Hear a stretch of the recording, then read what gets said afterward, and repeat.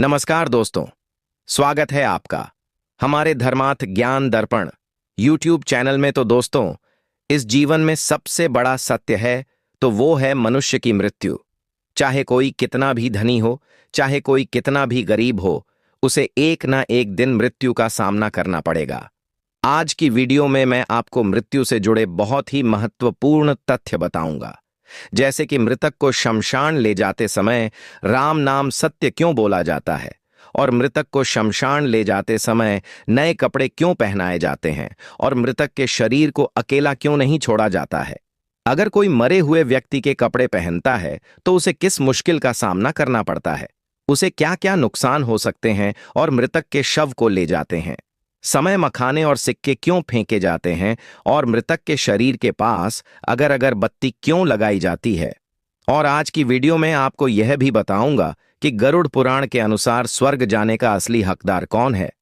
आज की वीडियो में आपको मृत्यु से जुड़ी 10 बातें बताऊंगा जिन्हें हर मनुष्य को अवश्य ही जान लेना चाहिए। इसलिए आज की वीडियो को अंत तक जरूर देखना, क्योंकि जो भी व्यक्ति इस 10 बातों को जान लेता है तो वह साधारण व्यक्ति नहीं रहता और उससे कृष्ण भगवान प्रसन्न हो जाते हैं। और जो भी व्यक्ति इस वीडियो को बीच में ही छोड़कर चला जाता है उसे पूरा ज्ञान भी नहीं मिलता और उससे भगवान कृष्ण भी रूठ जाते। इसीलिए आज की वीडियो को पूरा अवश्य देखना चाहिए। ये सभी बातें मैं आपको एक कथा के माध्यम से बताऊंगा, तो कथा को प्रारंभ करते हैं। एक समय की बात है, एक गांव में एक राजेश नाम का आदमी रहता था। एक बार इसके गांव में एक दुकानदार लाला की मृत्यु हो जाती है, तो राजेश लाला की अंतिम यात्रा में जाता है।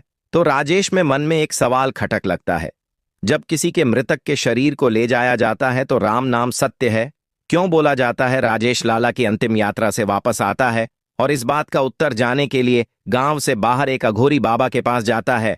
अघोरी बाबा से यह सवाल पूछता है, हे प्रभु, जब किसी मृतक शरीर को अंतिम संस्कार के लिए लेकर जाया जाता है तो राम नाम सत्य है क्यों बोला जाता है, और मृतक के ऊपर मखाने और सिक्के क्यों बरसाए जाते हैं। तो बाबा अघोरी जवाब देते हुए कहते हैं, बेटा, आज मैं तुझे मृत्यु से जुड़ी सभी बातें बताऊंगा और अंत में तुझे यह भी बताऊंगा, मृतक के शरीर को ले जाते समय राम नाम सत्य है क्यों बोला जाता है। उससे पहले तुझे मुझसे बाधा करना होगा, इन सभी बातों को अंत तक पूरा सुनेगा। तो राजेश कहता है, हाँ बाबा, आप मुझे वह सभी बातें बताएं, मैं अंत तक सुनूंगा। तो पहले तुझे मैं यह बता देता हूं, मृतक व्यक्ति को नए कपड़े क्यों पहनाए जाते हैं। गरुड़ पुराण के अनुसार मृत्यु के बाद आत्मा को एक नई यात्रा पर निकलना होता है।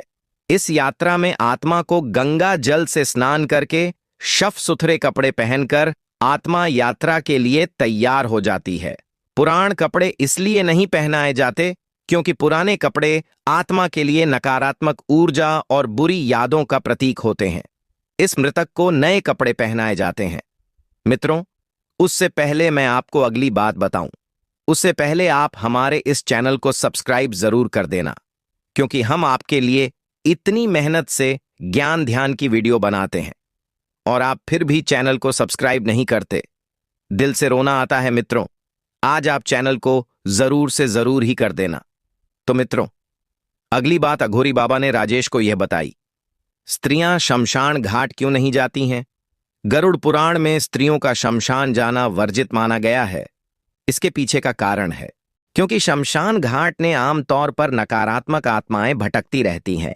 कमजोर मानसिक स्थिति वाले लोग, खास तौर पर स्त्रियों को वह आत्माएं नुकसान पहुंचा सकती हैं।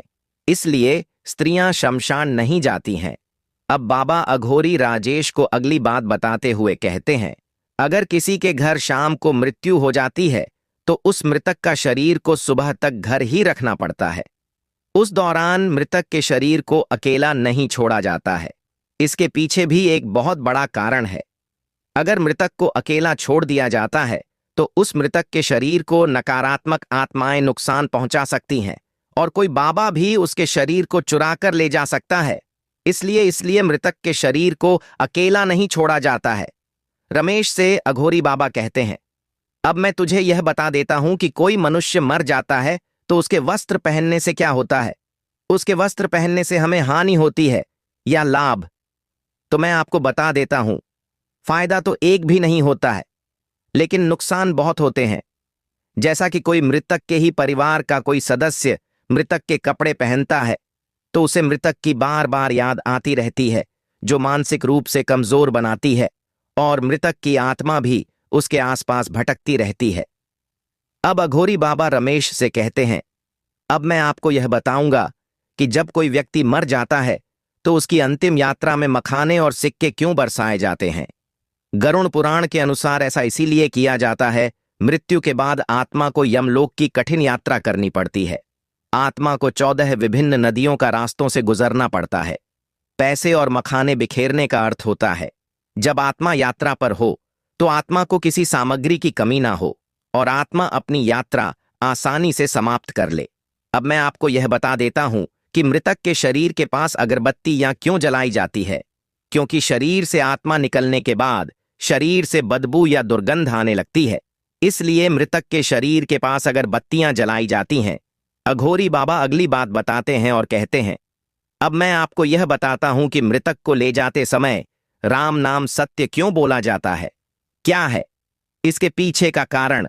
राम नाम सत्य कहने का मतलब होता है जीवन में अकेले भगवान का नाम ही अंतिम सत्य है।